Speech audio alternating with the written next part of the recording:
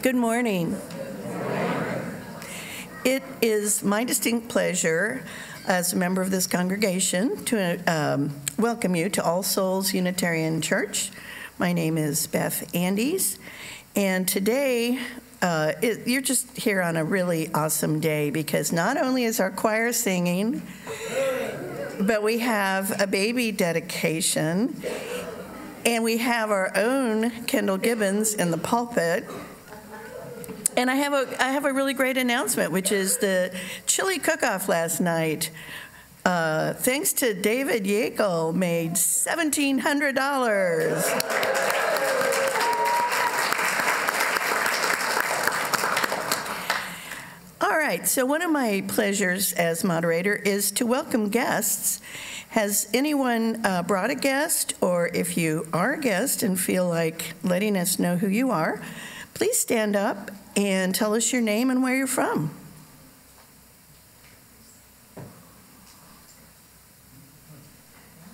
Well, I do believe this is unusual. I almost always have guests. All right. Welcome to all you old timers then.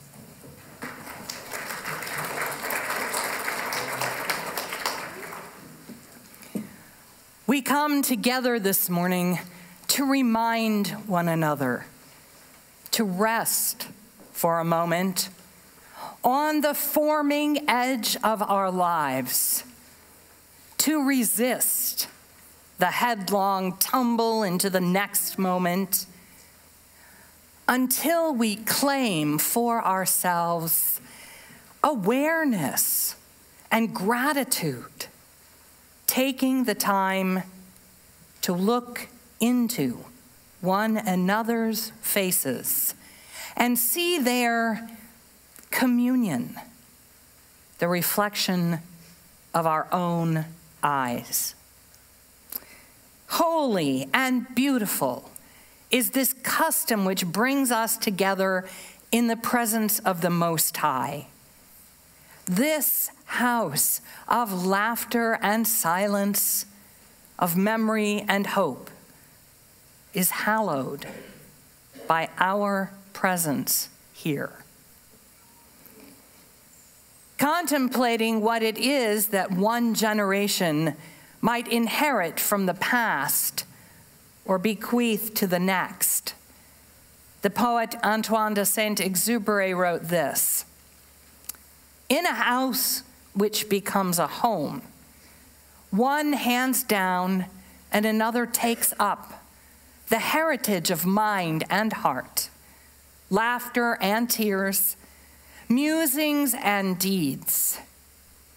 Love, like a carefully loaded ship, crosses the gulf between the generations. Let us build memories in our children, lest they drag out joyless lives, lest they allow treasures to be lost, because they have not been given the keys. We live not by things, but by the meanings of things. It is needful to transmit the passwords from generation to generation." Today, we celebrate our own heritage of mind and heart as we honor those who have secured the future of this congregation with their generosity and affirm our covenant with the children and parents of this community. Let us worship not in bowing down, not with closed eyes and stopped ears. Let us worship with the opening of all the windows of our beings, with the full outstretching of our spirits. Let us return in our minds and hearts to the deepest place of stillness, there where is the source of our strength and the healing of our pain and the sacred persistence of love. We kindle this chalice flame as a symbol of the custom that brings us together and the memory and promise that bind us in mutual learning and care. May it illuminate our inward and our outward journeys as we build the world of justice, beauty, and peace that our hearts have always dreamed of.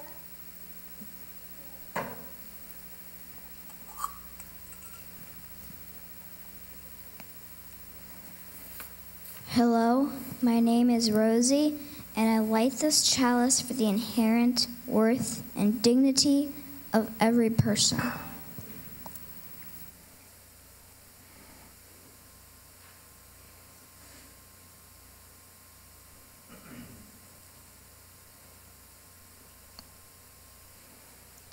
Thank you, Rosie.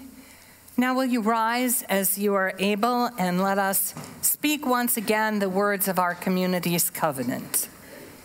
Together we affirm, goodwill is the spirit of this church, and service is its law. This is our great covenant, to dwell together in peace, to seek the truth in love, and to help one another. And now let's remain standing for our opening hymn.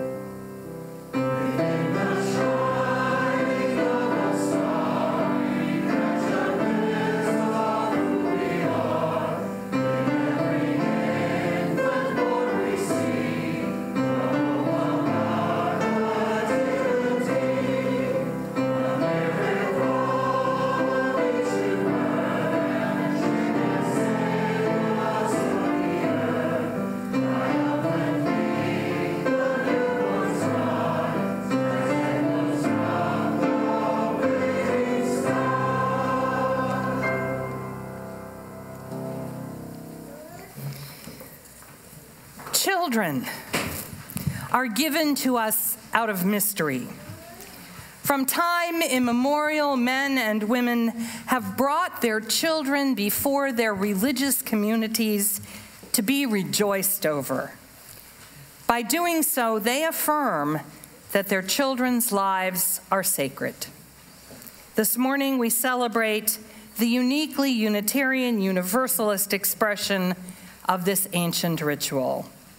Will the families with children to be dedicated please come forward now?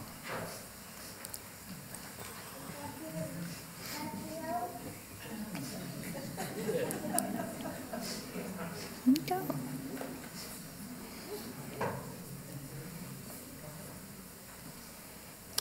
Among the wise and beautiful writings of Khalil Gibran, there's a passage that has become almost scriptural for religious liberals in its account of children and parenting. It begins, "Your children are not your children.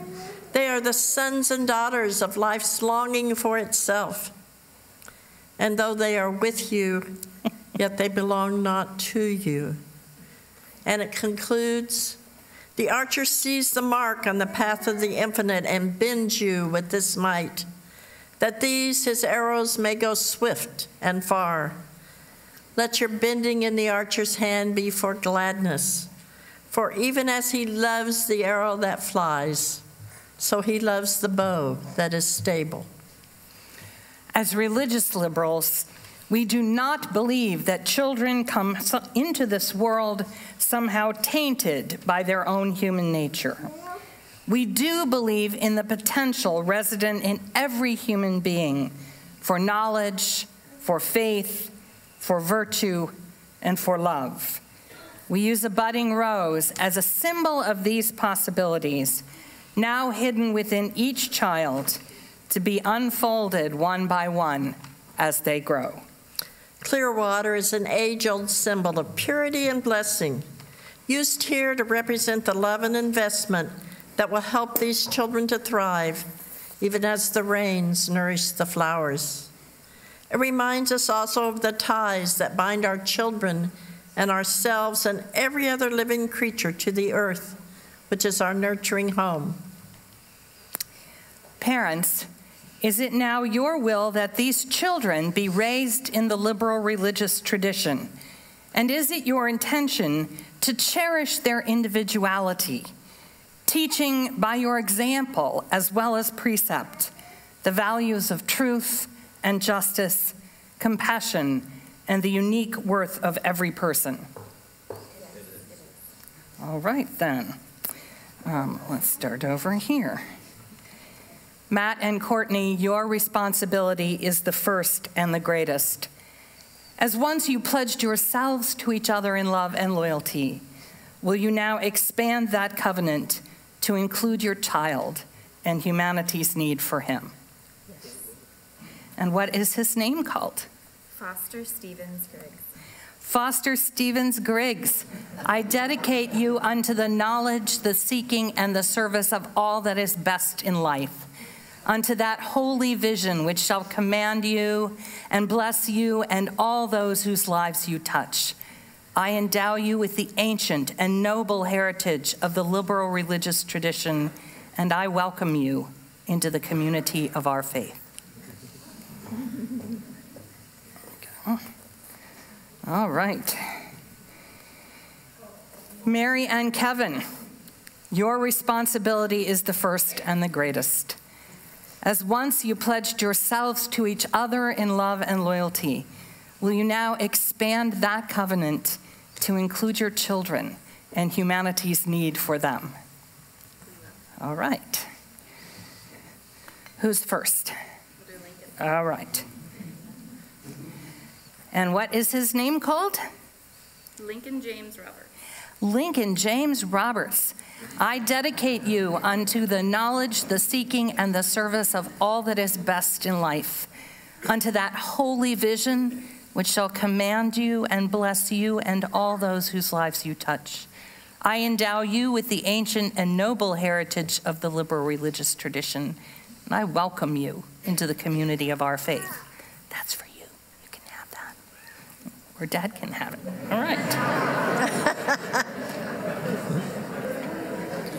All right. And what is her name called? Eliza Jean Roberts. Eliza Jean Roberts. There we go. I dedicate you unto the knowledge, the seeking, and the service of all that is best in life, unto that holy vision which shall command you and bless you and all those whose lives you touch. I endow you with the ancient and noble heritage of the liberal religious tradition, and I welcome you into the community of our faith.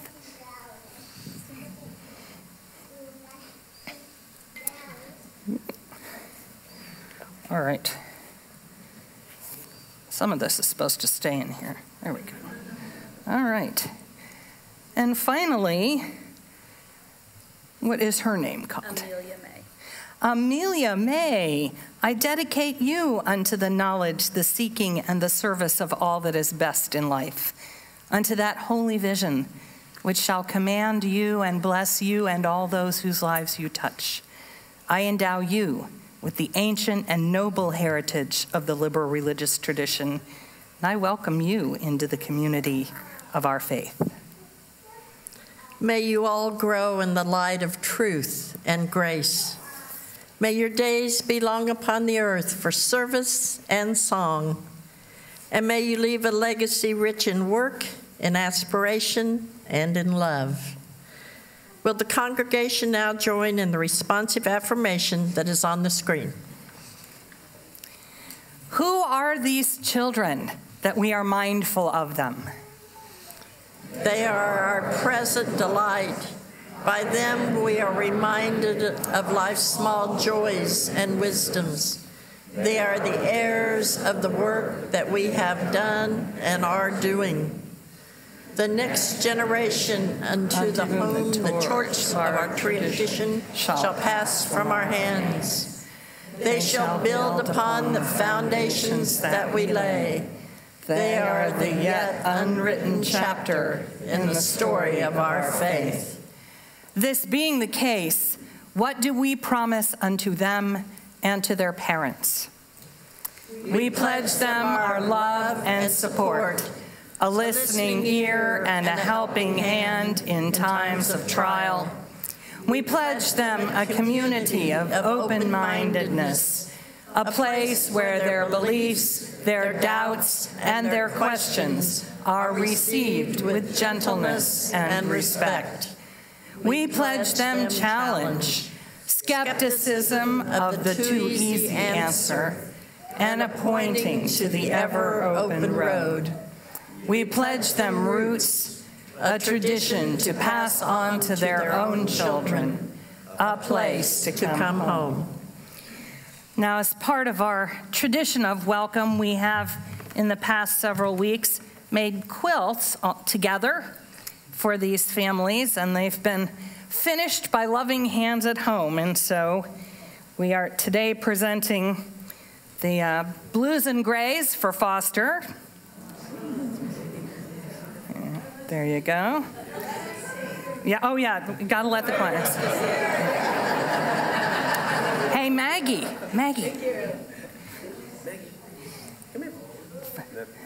Okay. Well, Foster's getting a quilt, so we also have a little doll quilt for Maggie. So And then we also have Amelia's Rainy Day quilt. Oops, wait a minute. This actually has a right side up, so.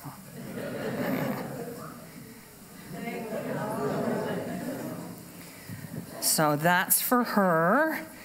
And then we had a few pieces left over. So we have a little pillow for Lincoln. And we have a little doll and blanket. There you go. All right. So we will now excuse both parents and children and our children to their classes with song.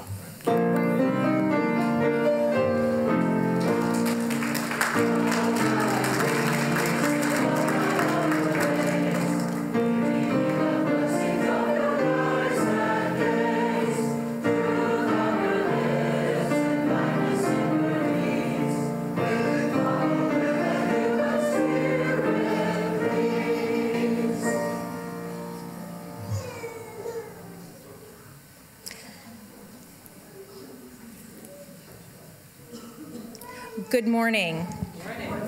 My name is Reagan Buat, and I am a member of your Board of Trustees.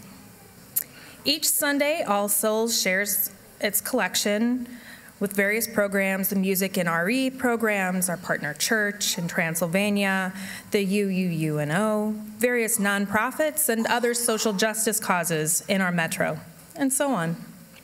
In very special months, with a fifth Sunday, such as today, all of the offering goes to the church's general operating fund. This is my first year serving on the board, and I know I've only skimmed the surface, but I have a new appreciation for this, our shared spiritual home, our place of meeting. I've been here for 15 years, and now I understand for what it takes to keep the heat and the lights on, and the water. When my husband and I were purchasing our first home in Waldo and were delayed by water department issues, I happened to choose a fortune cookie one day when we were eating, and the fortune said, "You will not know the wealth of water until the well runs dry." That fortune stayed on my refrigerator for 10 years. All Souls had a very similar experience this week, and events had to be canceled or rescheduled because we had no water service. I felt a bit of panic, probably not as much as some others, of course. Would the chili cook-off have to be rescheduled? And what about Sunday service if we don't have water? All the other meetings that happen here in this meeting place, this home. Our well ran dry, so to speak, and it's a bit easier to reflect more clearly on the worth of that water, both literal and figurative, here today at the offering. It's not sexy, it's not exciting. The General Operating Fund helps this place of meeting and keeping the gears and wheels turning in the background enable All Souls' mission in a fundamental way. Operating this place of meeting, this home, is what enables ripples of social justice to radiate from All Souls, spiritual and mental safety to perpetuate here, and deep and meaningful relationships among us as congregants and us as part of a nurturing, loving community in the larger sense, to flourish here. Thank you.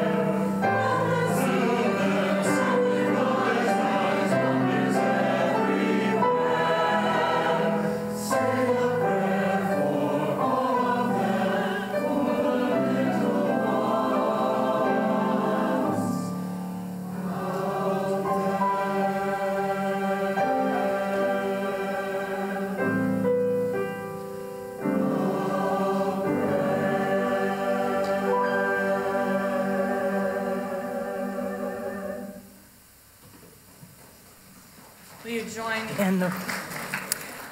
join in the words of dedication for our offering? We dedicate our offerings and our actions to the mission at the heart of this congregation, to build a respectful, caring community, to inspire personal and spiritual growth, and to create a just and compassionate society.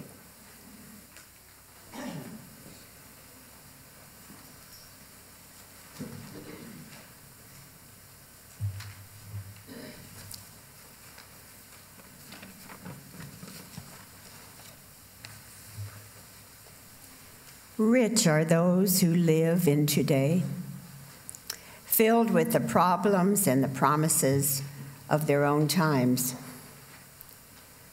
Richer are they who live in their own times, but see in them the admixture of all the times that have been. This earth is our present garden and a path for our feet. But each grain of soil is also a history and a romance. Could it speak, it would tell of being many times the flesh of plant and animal, lifted high in leaf, swift in muscle. The smoothness of the stone is the story of many waters. The stars are very old, though they seem to have changed hardly at all in the brief moment of our vision as looked upon them. Time and death, the great gatherers, are ancient dwellers of this place. Fruitful is the life of those who sink their roots deep in the soil of culture laid down by the generations. The human race, too, is a rich soil gathered from many centuries. Humanity itself is a romance and a history. Rich are they who see things newly, as if eyes had never before looked upon the earth. Richer are they who learn to look through the eyes of those who have gone before, and add to their vision the freshness of new sight. We live this day within all the years of the past, only seasoned by the memory of yesterday. Is the bread and the meat of today tasted in its full flavor? Age is the end of a wild wandering. If you carve figures for mileposts and heap stone cairns into temples, their beauty will lure others to follow your likely path. Would you make a mark on the face of the world? Beauty is your only implement. Would you make yesterday worth remembering? Only songs will equip time with immortality. Then leave your journeying to build temples and adorn them with intimations of longer journeys you cannot take, and images of countries you may never enter. In far-off times, others will put their carvings beside yours and light candles where long ago yours burned away. In their celebrations, there will be a lingering of your questions and solicitations. The rafters and the pillars will remember your dreams, and your children will discover the ancient beauty of your hands.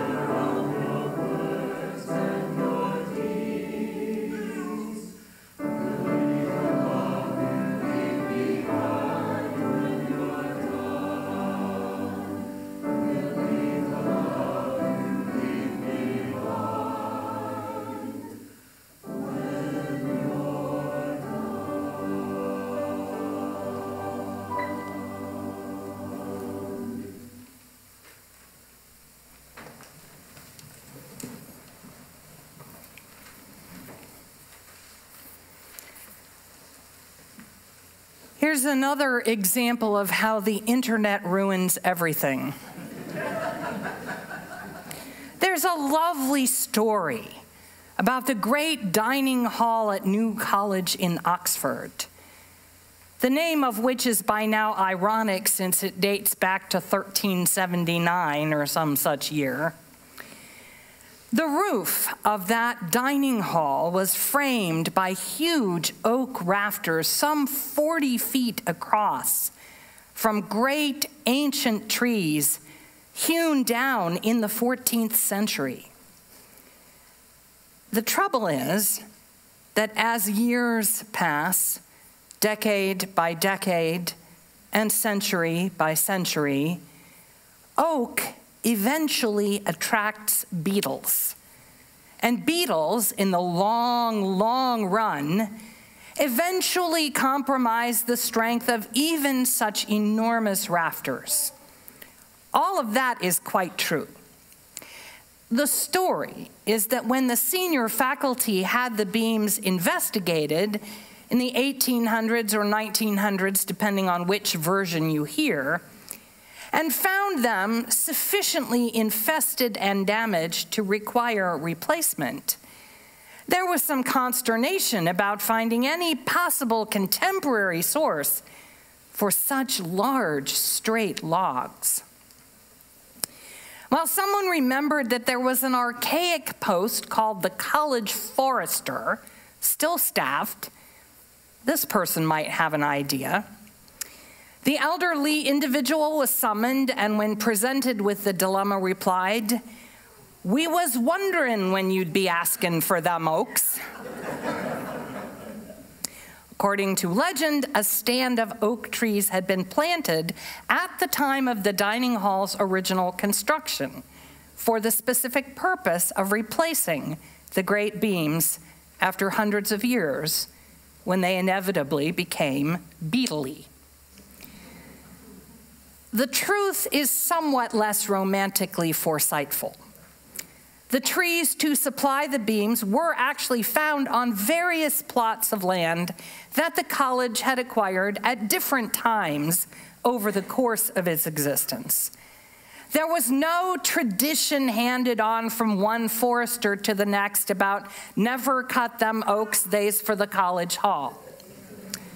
And in fact, it appears that the original beams had been substantially repaired with other wood from time to time over the centuries anyway, and that oaks had been cut from college land and sold as ship's timbers in years past as well. No reality is ever as simple as the legend it gives rise to. But I think that the real moral is just as important. It is this: your intentions probably won't survive, but your investments will turn out to be important anyway.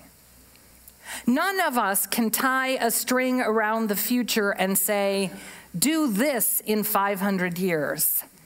Things will have changed, even in a place like Oxford. Nevertheless, at some point, either wise administrators invested in forest lands or generous donors bequeathed them, and so New College had what it needed to carry on its traditions when the moment arose. And so it is over a much less impressive timescale for institutions like our own Unitarian Universalist churches. We measure our history more in decades than in centuries, although we are currently celebrating 150 years here in Kansas City. One of the things that history shows us is how many times this institution came very close to perishing, to closing its doors and abandoning its liberal religious mission to this whole area because it had no margin of resources to help it weather a crisis. They came in various forms, those crises. Some of them were natural disasters like fire. Some were cultural forces like a national financial depression. Some were ministerial miscalculations, and some were divisions among the lay leadership. But the one factor that made them all crucial was that we had no college oaks patiently growing through time and waiting to be sought out at the moment of need.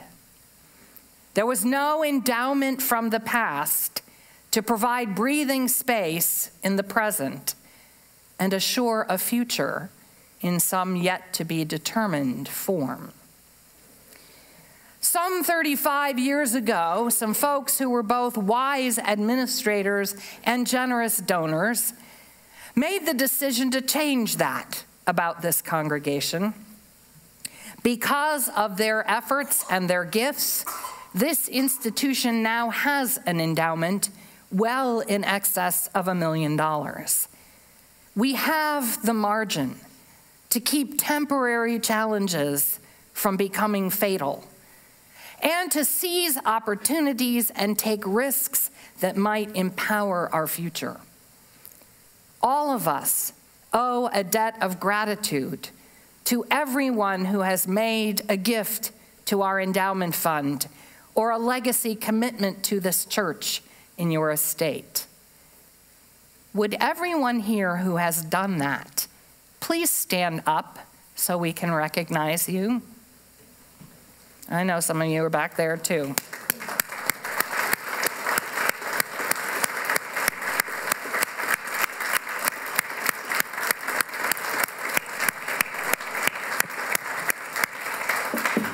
Thank you.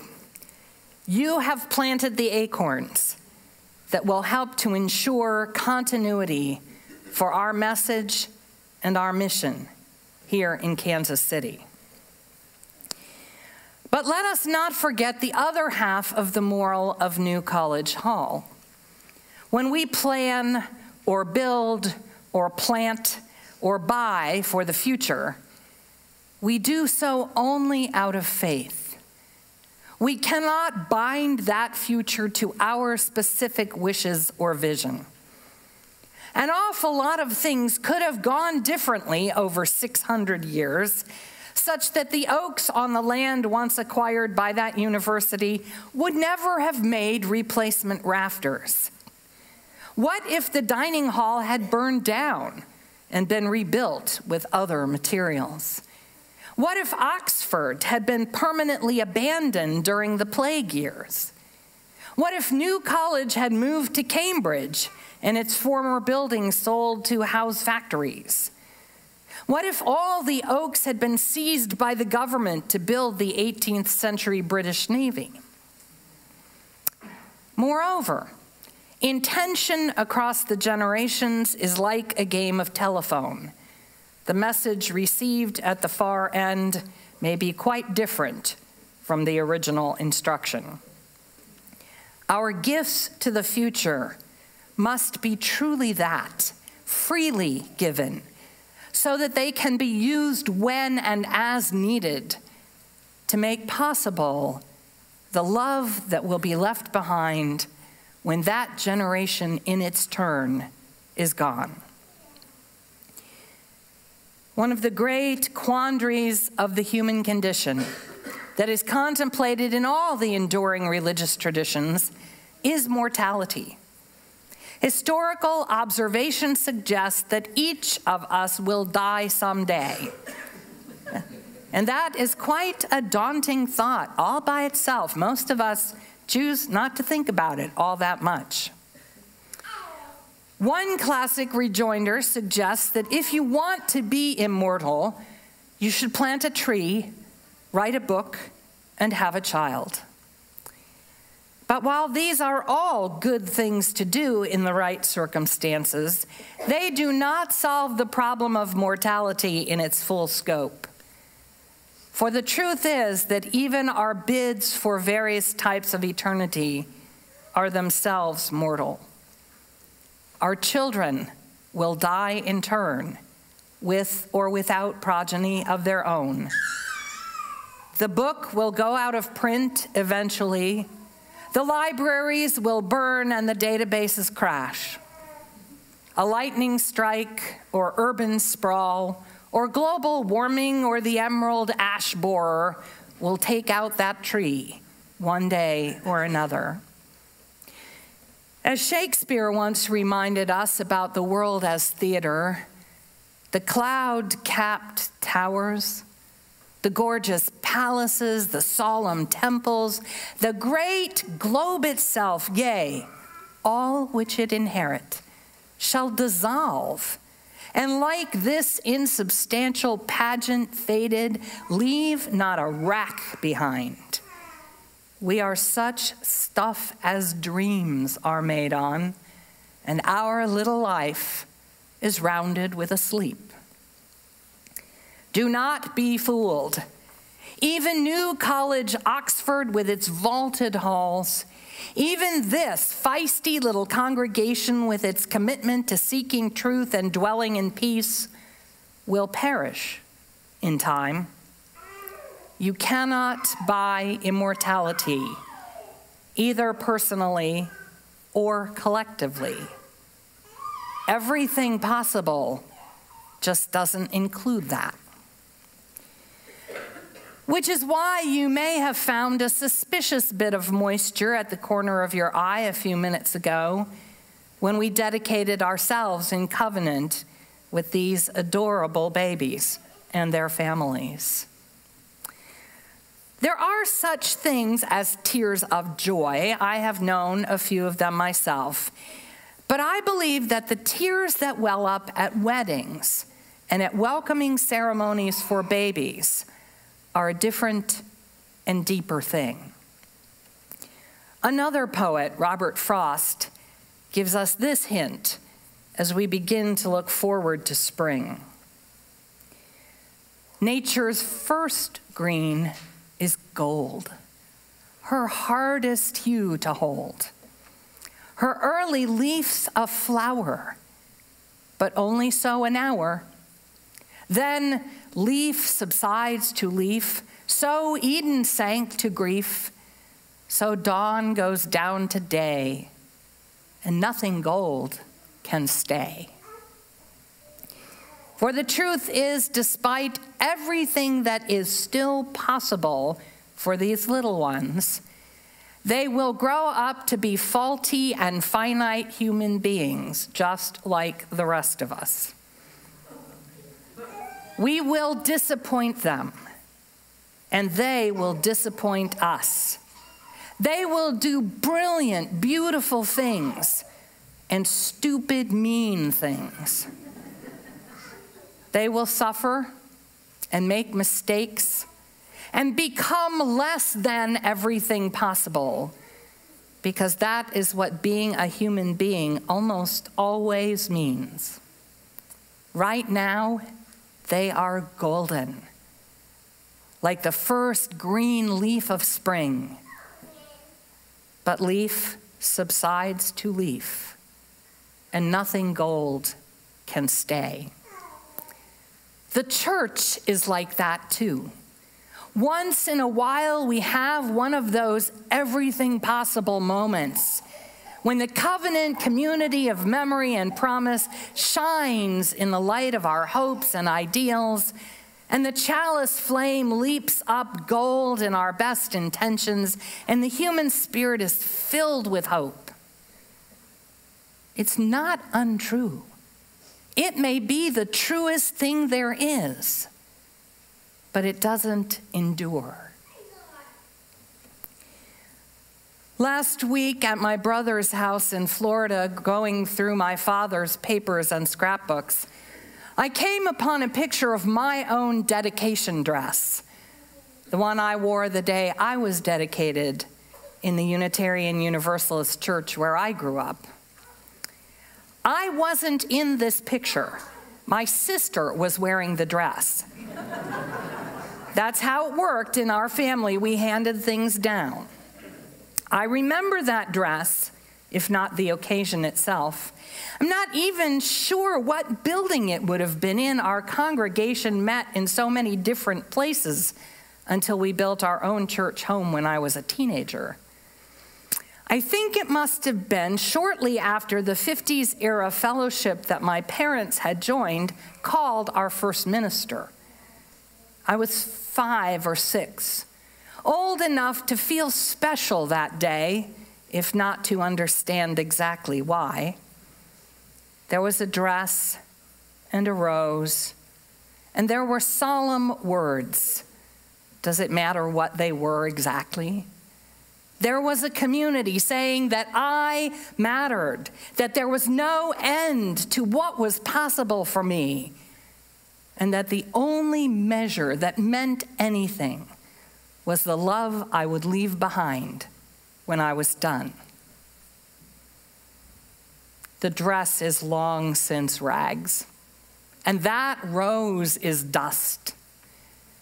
Yet there are other roses today, and other babies, and the same promise.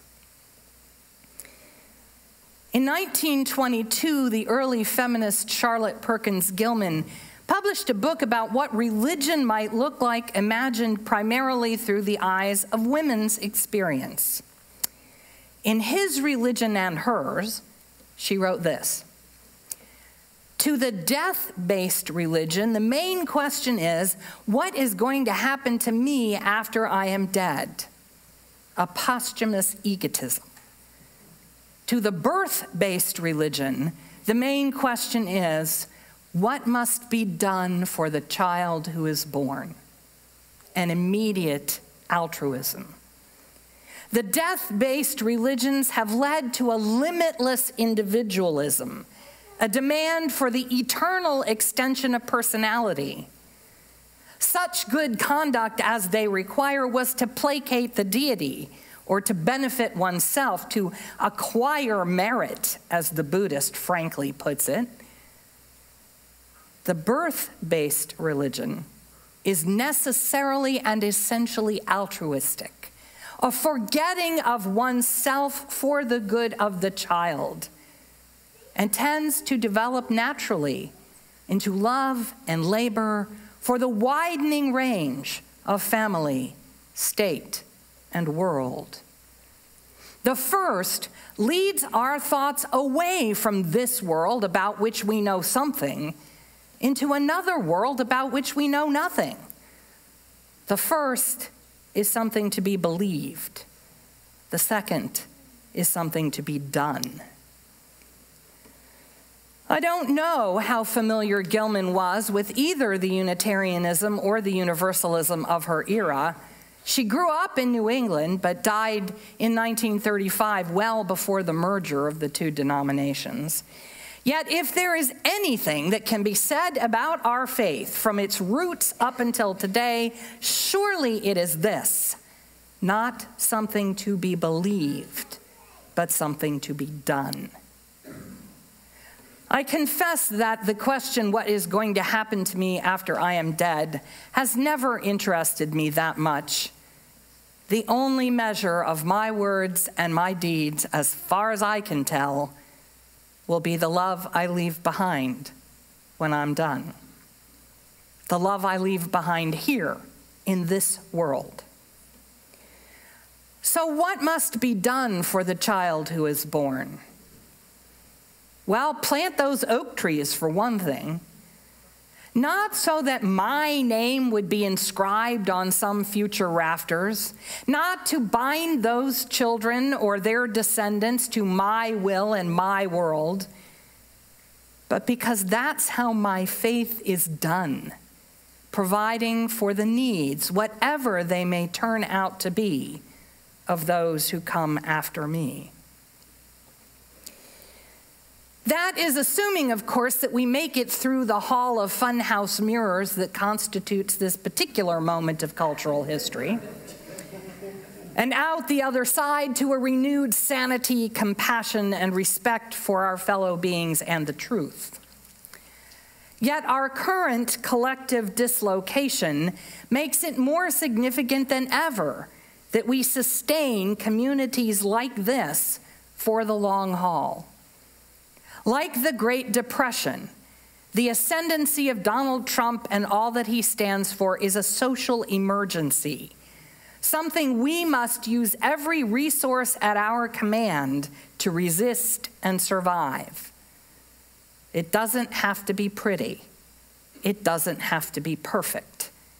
It just has to work enough that there are some community values left intact and some institutional principle left standing when our nation comes to. There just have to be people who still believe that it matters what needs to be done for the child who is born, who are still able to teach that the only measure of your words and your deeds will be the love you leave behind when you're done.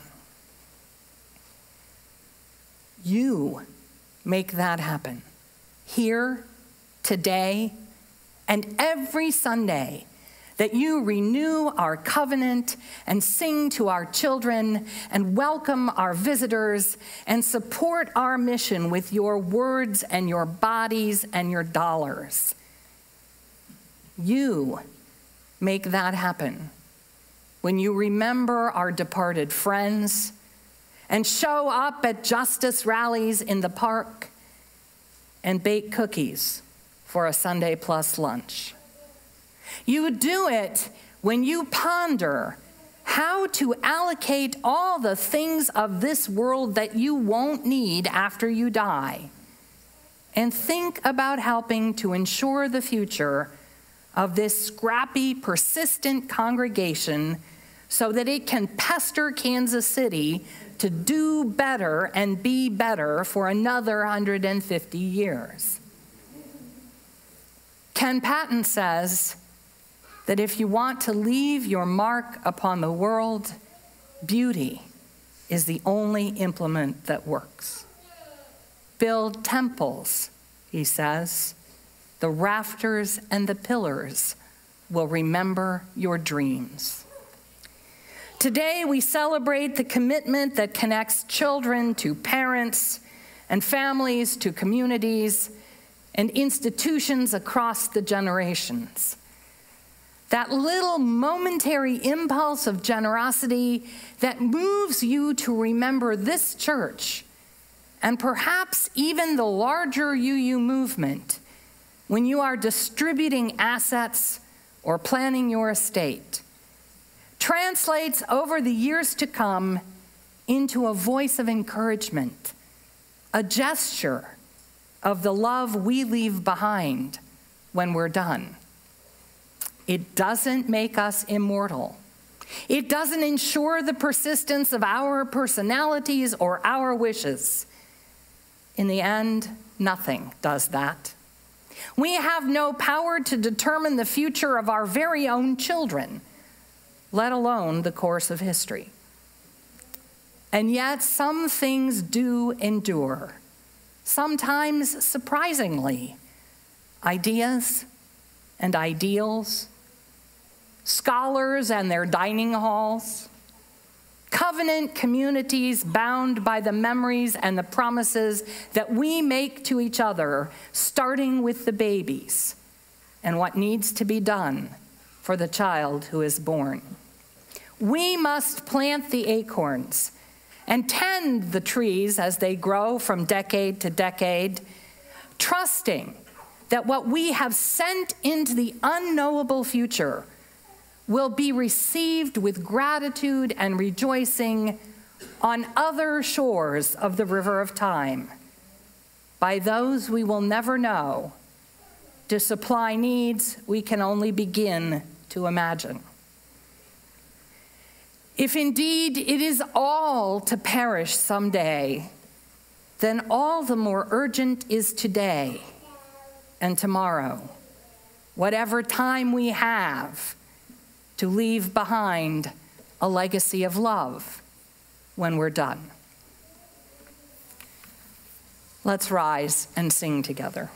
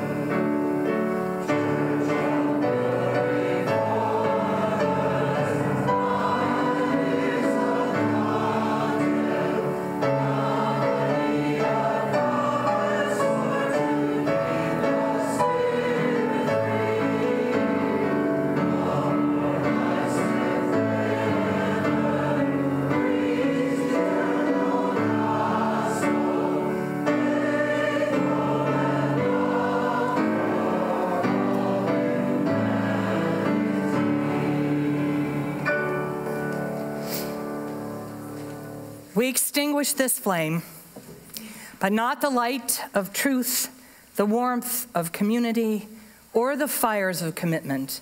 For all these we carry in our minds and hearts until we are together again. And now may we have faith in life to do wise planting, that the generations to come may reap even more abundantly than we. May we be bold in bringing to fruition the golden dreams of human kinship and justice. This we ask, that the fields of promise might become fields of reality. Go in peace.